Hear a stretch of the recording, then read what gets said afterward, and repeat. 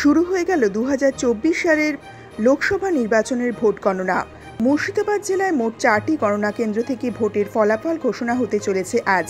মুর্শিদাবাদ কেন্দ্রের গণনা হচ্ছে বহরমপুর কৃষ্ণনাথ কলেজে। বহরমপুর লোকসভা কেন্দ্রের গণনা হচ্ছে বহরমপুর গার্লস কলেজে। জঙ্গিপুর লোকসভা কেন্দ্রের গণনা চলছে জঙ্গিপুর পলিটেকনিক কলেজে।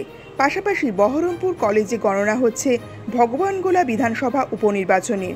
সব মিলিয়ে এই মুহূর্তে জেলার 3টি লোকসভা কেন্দ্র ও একটি বিধানসভা কেন্দ্রের নির্বাচনের ফলাফল ঘোষণাকে কেন্দ্র করে টানটান উত্তেজনা রয়েছে জেলার প্রত্যেকটি রাজনৈতিক মহল সহ জেলাবাসীর মধ্যে।